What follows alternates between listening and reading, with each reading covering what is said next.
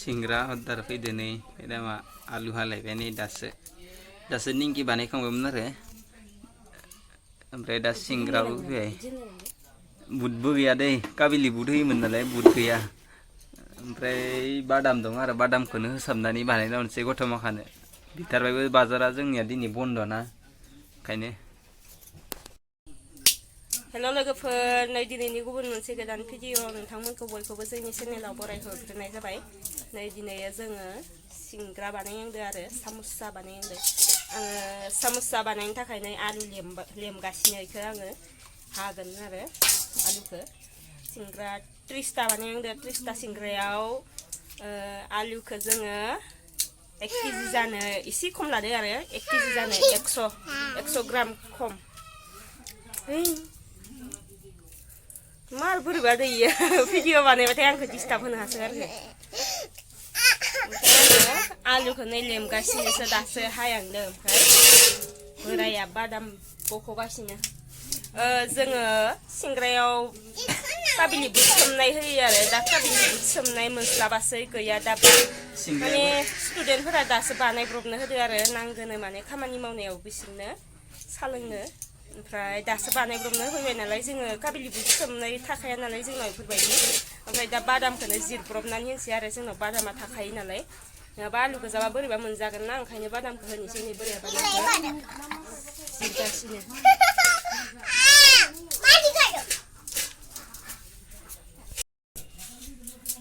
नै बेबायदि बादाम गथा एवखानाय आरो बेखौ जिरनानै दायो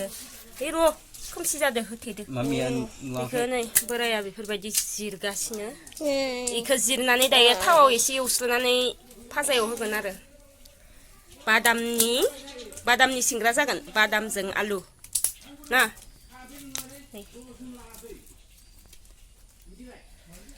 नै बेफोरबायदि दोनो जोंहा बादामखौ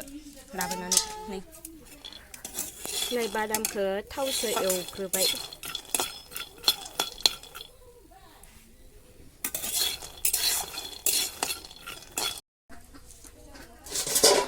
नै ओमफ्राय आङो दा बेयाव आलुखौ एवनोसै फाजाखौ नै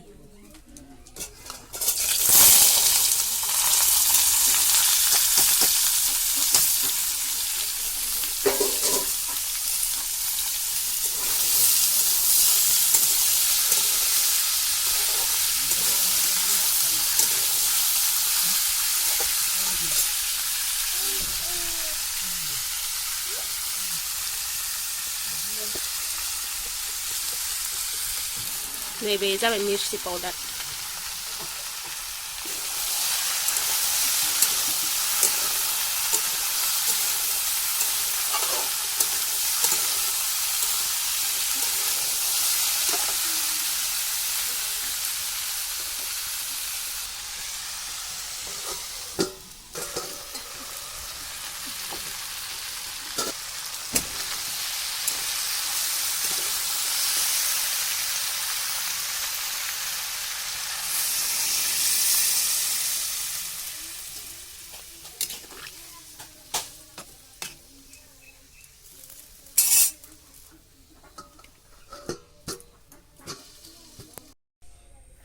दा मैदाखौबो नाखांनानै लाबाय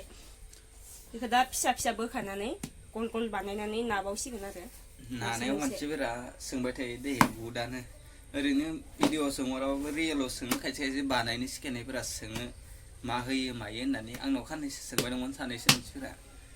ओमफ्राय आंथ' बारा इदि इउस खालामा थावल' होयो बांसिन थावजों संख्रिल'सो होयो बिदिनो सिंग्रा जाखायो आरो मोजाङैनो जायो दा इखौ इदि हाना लानोसै ओरै बोखानोसै दा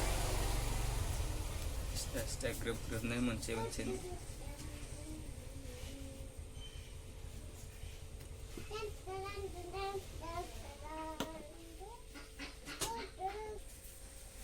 नै बेफोरबायदि बानायजोबनानै लाबाय दा नाबावसिगोन नै फाजाया मोनबाय ओमफ्राय आङो दा बादामखौ होनानैसै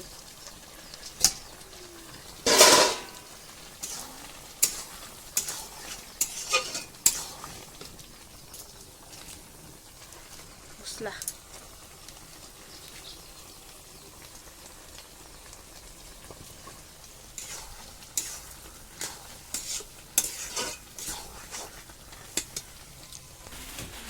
नै बेखौबो नाखांबाय ओरै गोलाव गोलाव नादोंमोन आरो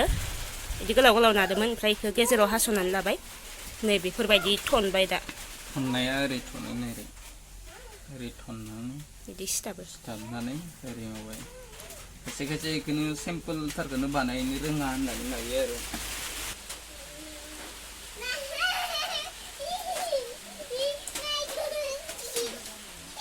थोगोन ना थोआ फाजाया थोनाय बायदि हो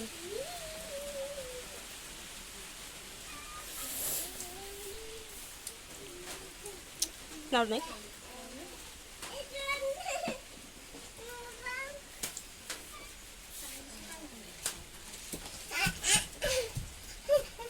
खावसेयावनो फाजाया खावसे जोब्बाय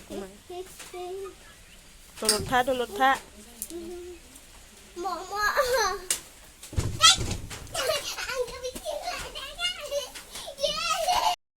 नै थावा दुंबाय आंना ओमफ्राय आङो दा नै सिंग्राखौ थावाव होनोसै आरो नै बेबायदि थावा बारा दुंद्रायबा मोजां जाया सिंग्राया एसे बेफोरबायदि मिडियामनि दुंनायावनो होनांगौ आरो होमबानासो मोजां जायो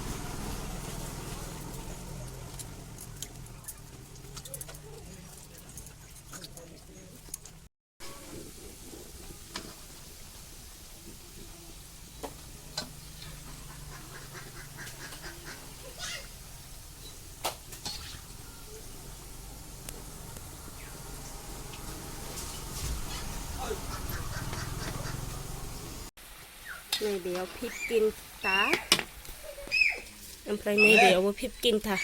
टटेल 30टा बानायदो जोङो दा बेखिनिया जाबाय बेखौ खांग्रोनोसै कालार नुवाखै माबा ओमफ्राय खांनो दांनै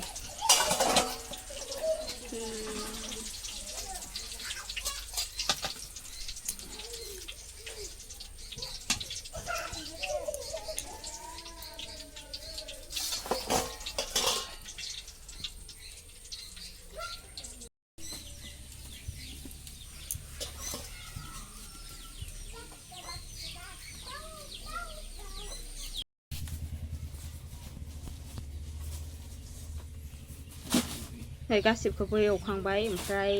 बेखौ लांग्रा माखाबो मोनफैखाबाय आरो लांनो फैबाय बेयाव प्लास्टिक गेदेराव पेपार होनानै जुनानै हरनोसै दा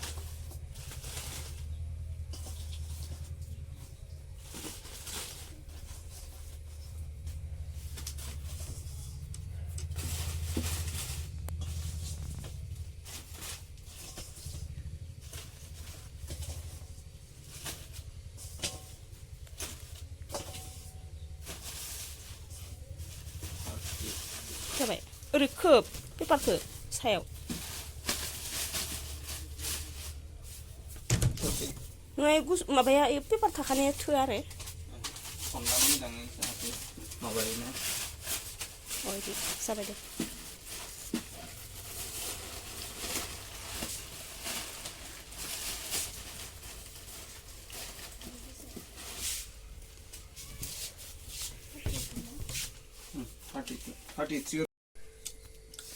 हरखांबाय जेनथेन मेनथेन खंखर मंखर बानायखांनानै बे बोराया साखिबाय गावआ टाइमा बारा थाब खोन्थाफैनाय जायाखै नालाय एसे खोन्थाफैब्रबनाय बायदिसो जादों ओंखायनो जिखिनि टाइमाव खोन्थादोंमोन बेखिनि टाइमाव बानायनानै हरनो हायासै आरो एसे लेट जादों जोंना बानायनाया होमबा लोगोफोर जोंनि दिनैनि सिंग्रा बानायनाय भिडिअखौ माबायदि मोनखो मोजां मोनदोंबा लाइक कमेन्ट शेयार खालामनानै होदो आरो चेनेलाव गोदानब्ला चेनेलखौ साबस्क्राइब खालामदो होमबा लोगो मोनफिनलायसिगोन नोंथांमोनखौ नेक्स्ट ब्लगाव बाय बाय